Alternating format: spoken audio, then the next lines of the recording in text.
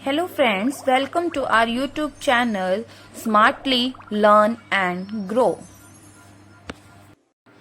Hello friends, आज हम करेंगे क्लास 10th का चैप्टर 2 स्टार्ट। हमने लास्ट चैप्टर 1 को क्या कर दिया था, कंप्लीट कर दिया था। आज हमारे पास नेक्स्ट चैप्टर आता है chapter 2।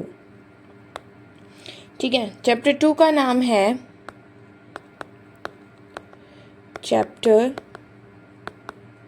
2 acid base and salt. Acid basis and salts, इसमें हम पढ़ेंगे एसिड बेस और सॉल्ट के बारे में। ठीक है, तो सबसे पहले मेरे पास टर्म आती है एसिड कि एसिड क्या होते हैं। सबसे पहले अगर मैं बात करूं तो मेरे पास क्या आती है टर्म एसिड। एसिड्स क्या होते हैं, कैसे पता चलेगा कि कोई भी चीज़ है तो वो एसिड है। ठीक है, मैं कैसे बताऊंगी कि ये जो कोई भी आप यूज़ कर रहे हैं वो चीज़ क्या है, आपकी एसिड है। तो अगर मुझे एसिड की बात करूं मैं तो कोई भी चीज़ अगर आपकी खट्टी है टेस्ट में, ठीक है, यानी कि सॉरिन टेस्ट है, तो वो क्या है, आपका एसिड है। ठीक है, जैसे एसिड को टेस्ट करने के लिए हमारे पास एक होता है लिटमस पेपर। अगर आपका ब्लू लिटमस पेपर रेड में टर्न हो रहा है तो इसका मीनिंग क्या है, वो जो भी आप सॉल्यूशन जिसके अंदर भी वो लिटमस पेपर टर्न डाल रहे हो, ठीक है, डालते ही वो किस में टर्न हो जाएगा, रेड में। अगर वो रेड में कन्वर्ट हो रहा है तो इट मीन्स क्या है, वो सॉल्यूशन कैसा है, आपका एसिडिक। ठीक है, जितने भी आपके एक्वा सॉल्यूशन होंगे उनके अंदर अगर वो हमें H पॉजिटिव आयंस दे रहे हैं तो वो क्या है, मेरे एसिड। और जो एसिड है वो कोरोड होता है मेटल पे। जो मेटल पे कोरोड लगता है ना, वो क्या होता है, आपका एसिड होता है। ठीक है, यानी कि अगर मैं इसके अंदर कुछ पॉइंट्स की बात करूं तो सबसे पहले आता है these are sour in taste, कि ये जो है वो टेस्ट में खट्टे होते हैं। सेकंड चीज इसमें आती है they turn blue litmus, they turn blue litmus to red,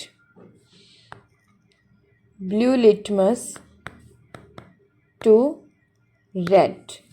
ठीक है, नेक्स्ट क्या था कि they give H positive ions in aqueous solution, they gave H positive ions in aqueous solution। ठीक है, नेक्स्ट पॉइंट लास्ट मेरे पास आता है एसिड कोरोड मेटल। ठीक है, मेटल को एसिड क्या करते हैं, कोरोड करते हैं, मतलब लेयर बनाते हैं।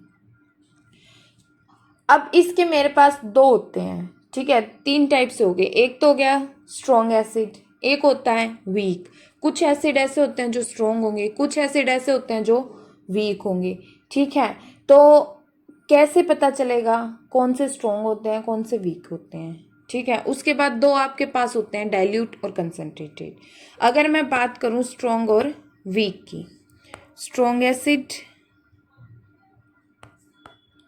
ठीक है, और एक होते हैं मेरे पास वीक एसिड।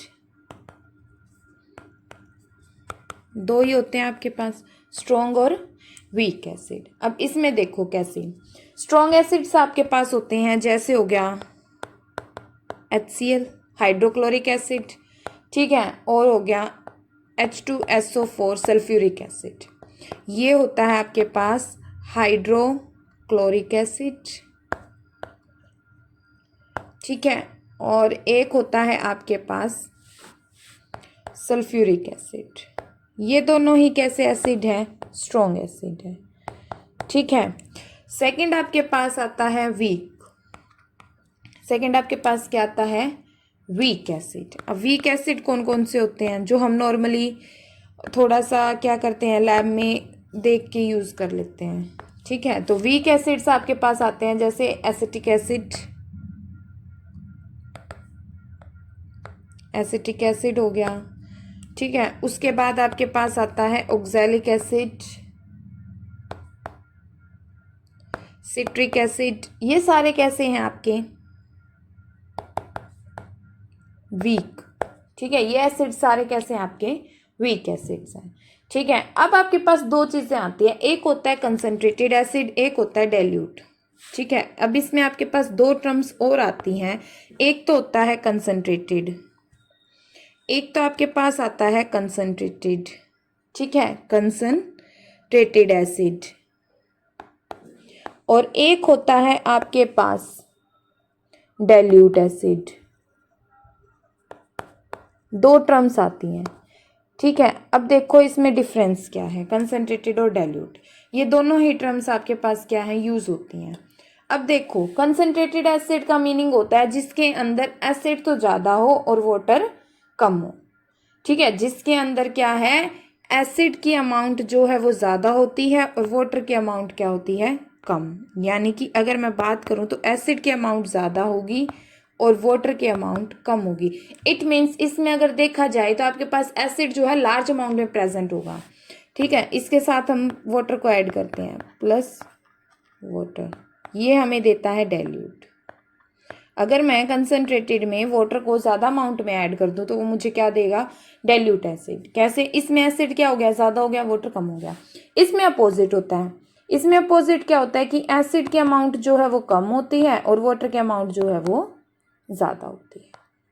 ठीक है, तो उसको बोलते हैं डाइल्यूट एसिड। अगर किसी भी एसिड के अंदर वाटर की अमाउंट जो है वो ज़्यादा है और एसिड की अमाउंट थोड़ी सी कम है तो वो होता है डाइल्यूट एसिड।